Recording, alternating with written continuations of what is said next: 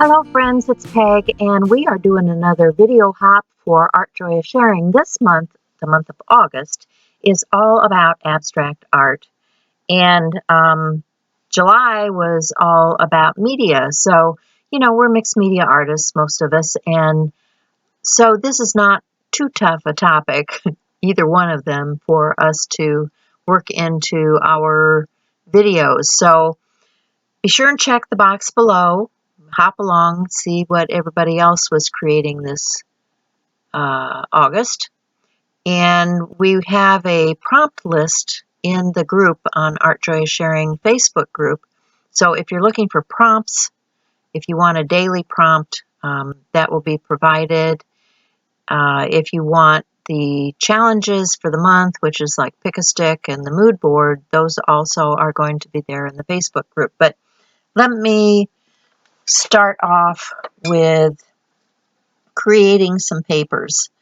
I have these papers. These are from a wallpaper book I picked up. Went over to Sherwin-Williams and got some things from them for fixing up the house, and asked if they had any wallpaper books, and the guy went in the back and he came out with this, and so I'm going to use some of this in my art today.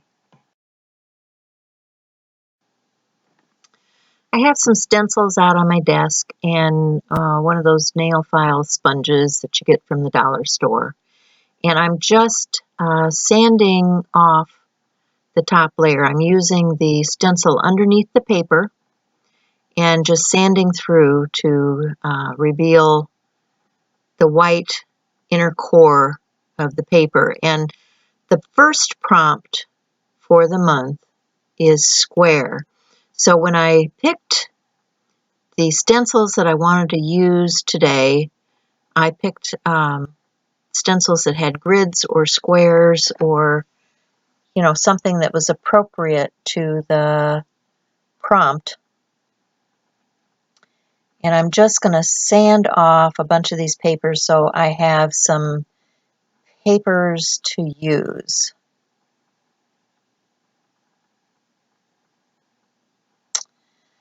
This is a really great way to recycle. You can grab some of your magazines, look at the texture and not necessarily what the image is, but maybe the color or the pattern in your paper. I did pick some other papers to use here, not just the black. These were the borders that were around the sections that were explaining what type of paper was in the wallpaper book. And you can see here, when you use a finer line stencil, they do not sand down as well as these ones that have larger openings. So I would stick, if you plan on doing this, I would stick with the stencils here that have some larger openings. And then I'm going to reach for an Arteza 5x7 canvas panel. These are cheap. You can get them in sets on Amazon. I think I have them in my Amazon store. So if you follow the link down below, you can find that. I'm also an Arteza affiliate, so if I have a code that'll save you some money, you'll find that down there too. And I'm just going to start tearing some of these papers down into squares and, rectangles. Going to layer these things up on this canvas panel and start my background. So I hope you plan on playing along with us. We have a lot of fun each month with these challenges, and I think you'll enjoy the group if you're not there already. If you like the content on my channel and you haven't been here before, or you just, haven't just hit the trigger yet, go ahead and like, subscribe, share, all that stuff. lets YouTube know that this content is something that you enjoy and want to see more of. So I'm just cutting these papers, playing around with what I'm going to put on my background. I haven't really determined anything yet. I will use some matte medium to glue the papers down on the board, and I will come back with a little more stenciling.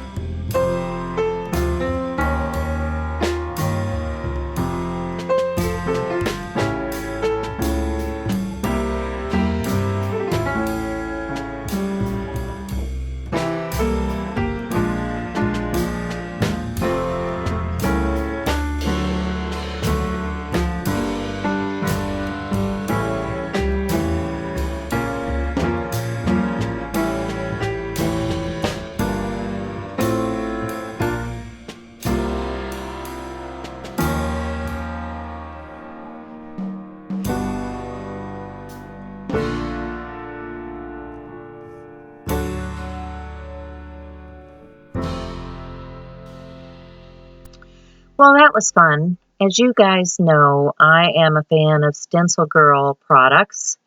And if you don't know about Stencil Club, that's a monthly stencil buy that you get in a group, and you purchase them. You get a set of 3 stencils each month, and there's a designer that does a video for you, showing you how they utilize their designs, and it's a great thing. So that last stencil I was using was from the club, but that doesn't mean that there aren't a lot of other grids and squares and things out there. I was using a number of Stencil Girl stencils, and each one of them has their merit. So some of them I had cut into pieces. I like to take some of the designs that have multiple elements on a larger stencil and cut it down into smaller pieces and make it more usable for my smaller pieces of artwork. Stencil Girl also has big wall stencils. Like if you decide you want to do a home interior design, you can get one of these. So I'm grabbing some of the smaller stencils. Most of the small ones like this that you see on rings are from an ATC collection, and they come originally in a 9x12. And what I do is I cut them down into the individual designs and then put them on a ring so that I can use them for each design, and they're easier to handle and place on a project like this. So I just have a cosmetic sponge. This is a sponge from the Dollar Tree, I think. And I am stenciling with some red and white through the stencil. I'm auditioning this piece, and I'm not going to end up using it. We'll get through this quickly, and you'll see what I'm looking at. And it just, the circle just doesn't go with the squares. So I'm going to change my mind about that piece, and I'm not going to use it. So ultimately, I start looking around in my stash, and I find some ribbon. It's black and white, which I think is going to be appropriate for this piece. And I have these paper clips that are in a square format. So I'm thinking, well, those could work. They're red, and I've got the black and white, so it's all going to go together. So I'm just going to get my glue out. This is from, who is that? This is from Art Glitter Company. It's a really good bonding glue, and I'm just going to wrap that around and glue it on the back side of that Arteza canvas panel. And I'm going to glue these paper clips down, and that'll pretty much be my abstract August for day one square.